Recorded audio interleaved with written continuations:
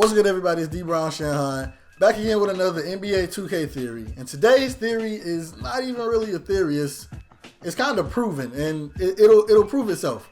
So let's get into it. I'm not gonna do no explaining.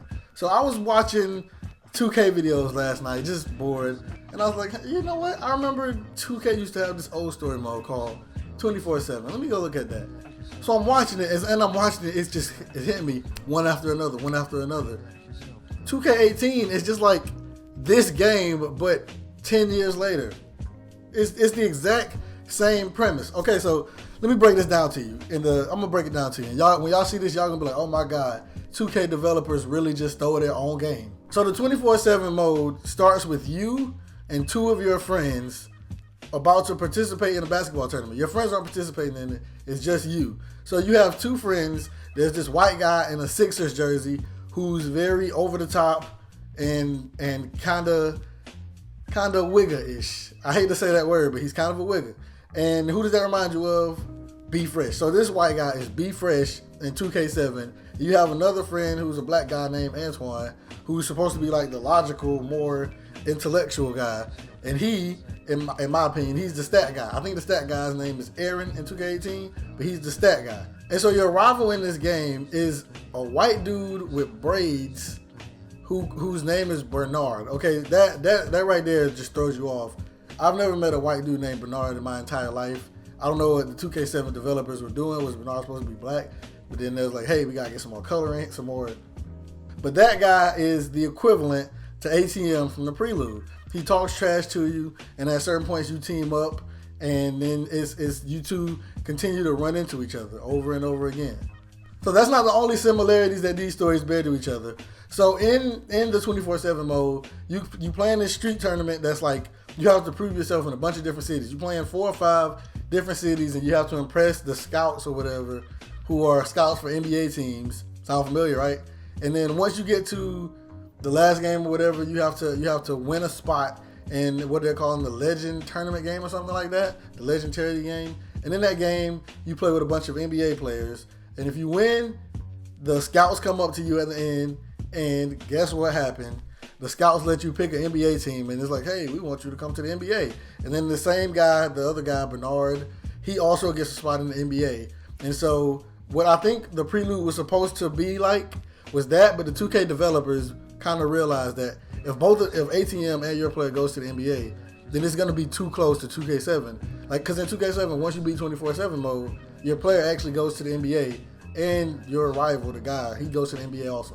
So the whole story is just a blatant ripoff of NBA 2K7's 24/7 mode. The entire first half of the story, like, you got Be Fresh in there, you got the stats dude in there, you got ATM, you got the same story. Oh, you didn't get drafted, so you playing in the street tournament, and the street tournament ends up in you going to the NBA. And originally, what probably was supposed to happen was the ATM follows you to the NBA also, and it's a rival. But they realized that it fit too close. So we're not done here. These are not the only similarities. This game influenced 2K in a whole bunch of other ways. First and foremost, the rep system.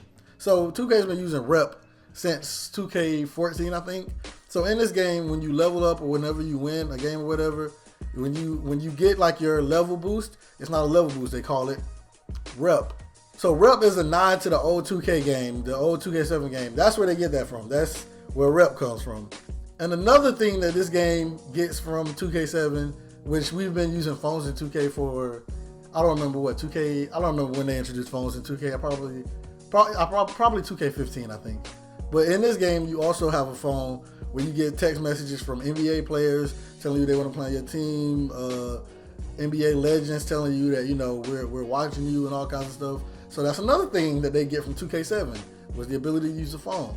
And lastly, 2K7, they make it a point to, you hear it a bunch of times throughout the story. You hear guys say, I got next. And when the game mode first starts, when you go to the part, it says press A or X or whatever console you're playing on to get next. And so when you dude walks on the court, he's like, hey, I got next. So that's 2K7.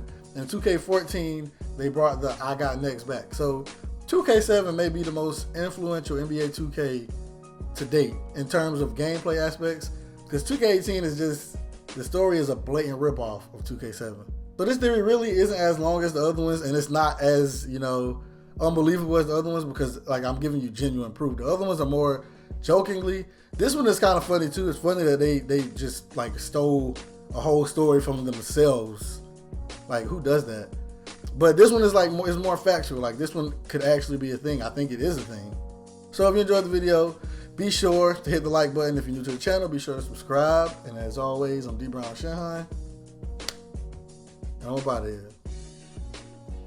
All these people heads are hollow, only wanna be accepted, so they try to make an image that his soul is disconnected. To the day I stand corrected, I will fight with the viciousness. Years from now you'll laugh cause you witnessed this. Tell you why I spit like this, cause I don't give a fuck. Way too many told me no until I felt like I was stuck, but I rose. So happy with the path that I chose. They call me Mariano cause I'm bringing every game to a close now.